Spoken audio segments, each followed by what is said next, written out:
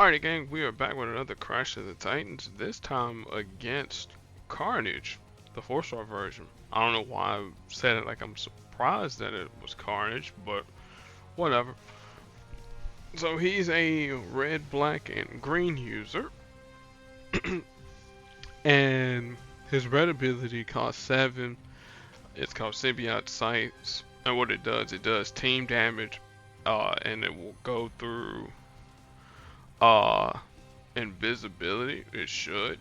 It's like, well, I know the target's gonna take whatever the listed damage is, and then if there was any allies that that would happen to be still in the fight that are invisible or whatever the case might be, it'll do a nominal amount of damage to them. Though I don't think we have to worry about the nominal amount of damage. We have to worry about whatever the initial damage is. So it may or may not go through invisibility. We'll find out. Because usually I'm good about knowing which attacks go through invisibility, which ones don't. I think his happens to need someone who's out in front. So again, we'll test it out to see before the fight ends. Then his black ability is a passive. What it'll do at the start of each turn, as long as there are no more than 10 friendly attack tiles, he'll create 2 attack tiles for his side and then 2 attack tiles for us. Obviously his attack tiles are going to be a little bit stronger than ours, so plan accordingly. And then finally his green ability is called Carnage Rules, because shout out to the green jello song, or the green jelly song, from Spider-Man Venom Maximum Carnage from the SNES and Sega Genesis. What it'll do, it'll destroy some number of tiles on the board. If they happen to be special tiles, then they'll do a little bit of extra damage, accordingly. So it'll do a little bit of a board shake. So just keep in mind, board shakes are a thing with Carnage.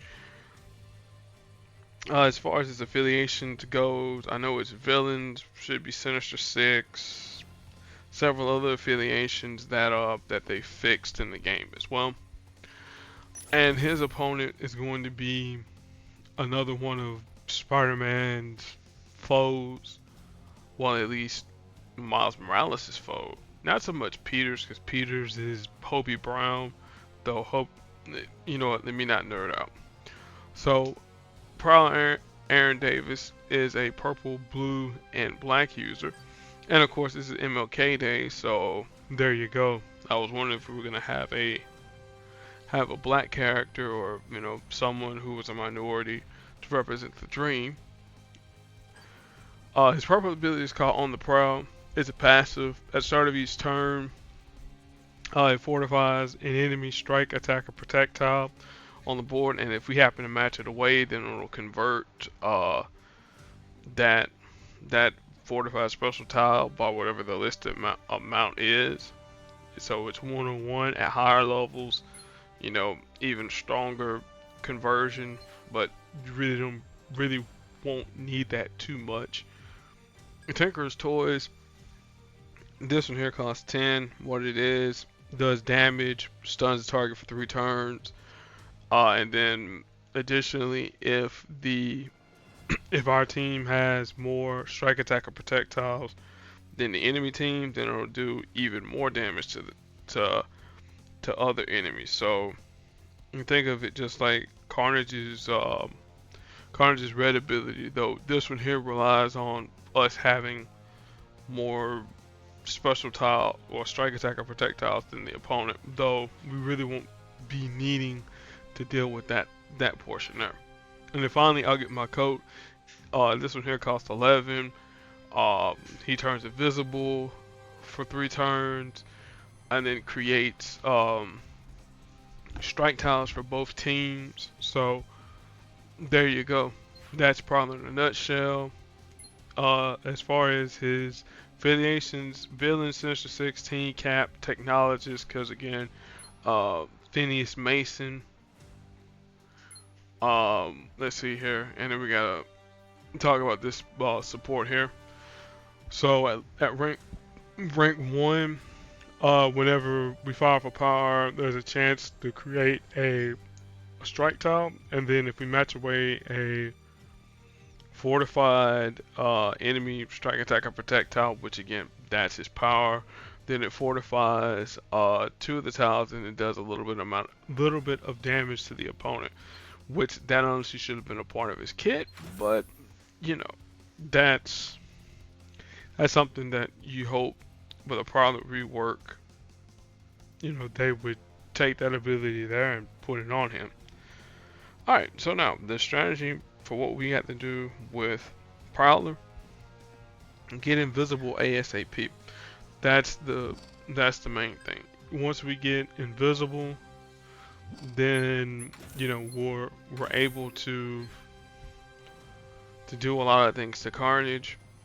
Also too, if you want to just blitz blue, get Carnage stunned for 3 turns, and do the the damage that way. That's always a possibility too. So again, you got 2 options: blitz black, get invisible for 3 turns. You'll be able to do damage to Carnage, but Carnage won't be able to do damage to you unless his red AoE says otherwise. But again, we're gonna test that there out real quick. Well, while we're doing the fight. As far as boosts go, again, blue, purple, green, black, if necessary. If you have any old boost, against Carnage, go for it as well. And I believe he actually has a boost too, a retired boost, dealing extra damage with himself. I want to say.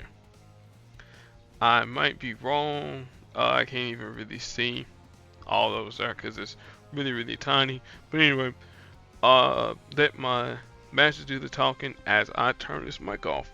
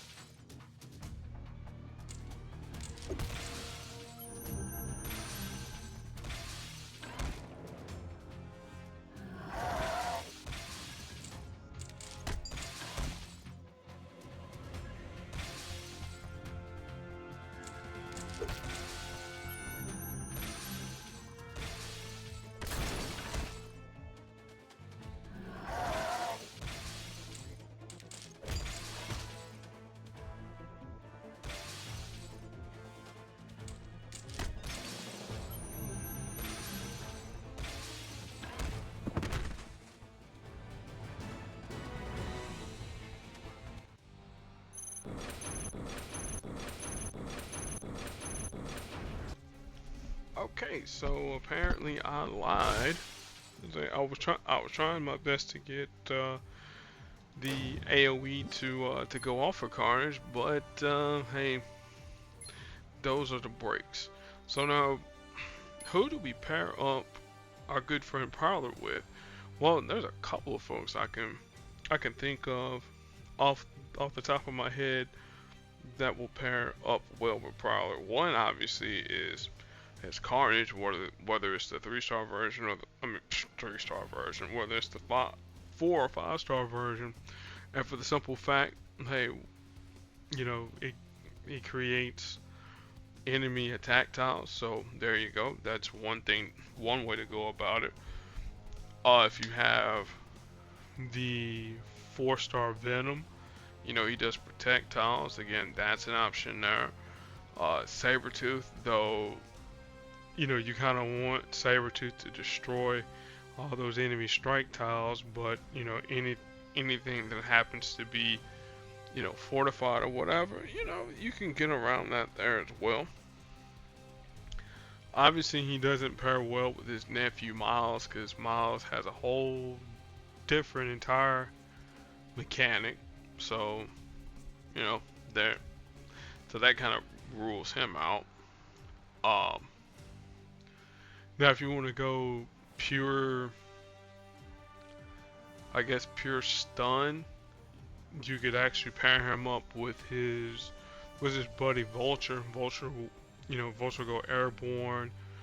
You'll get plenty of blue AP from Vulture whenever whenever he is airborne.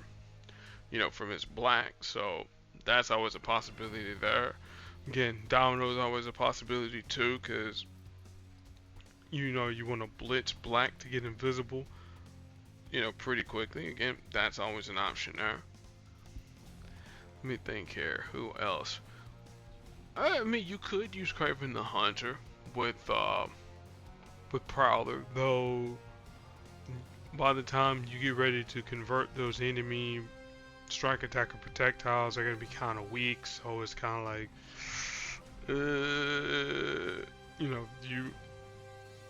you got yourself a little bit of a drawback there. Mr. Fantastic actually would be a pretty solid option too. The reason why I say that is that with his yellow ability, anytime you match a enemy's special tile, you're gonna get some amount of healing. So again, there's an option there too. So again, if you really tinker around with the roster a little bit, or just look at the characters, you could find some folks that can pair well with Prowler, and not necessarily cause a little bit of damage, but it can make your game, well, not take you up to a whole nother level, but it can make you more aware of certain things that you can focus on. Now, this here, I totally didn't know that these three characters here were going to be in my taco vault, though Vulture's the one that's actually going to be in the next Crash of the Titans. Mr. Fantastic is totally random, so there's that. We got one thing with M.O.D.O.K. Not M.O.D.O.K. Oh my goodness, Wong. I got my Doctor Strange characters all mixed up. Wong is a brand new 5-star character in the game. It looks pretty decent. Some folks are like, oh man, his kit's kind of confusing.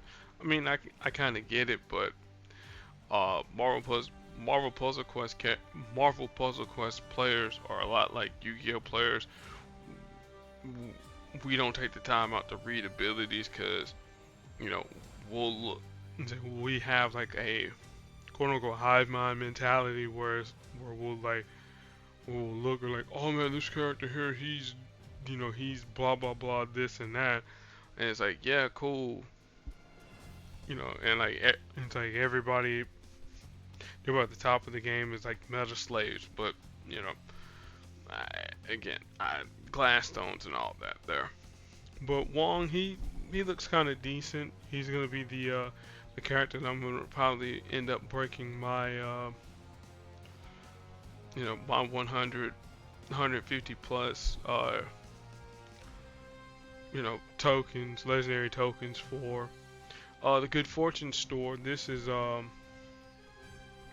makeup for the fact that Emma Frost didn't have enough time in the latest Legends store.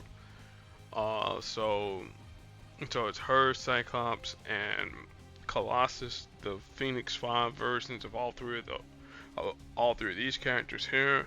Um, if you remember, the last time this store here was available, I ended up championing out Emma Frost and Cyclops, and I got some more levels on Colossus. So again, if you want to get more levels on your Colossus, that's always a good thing. 5-star Cyclops, he's decent-ish.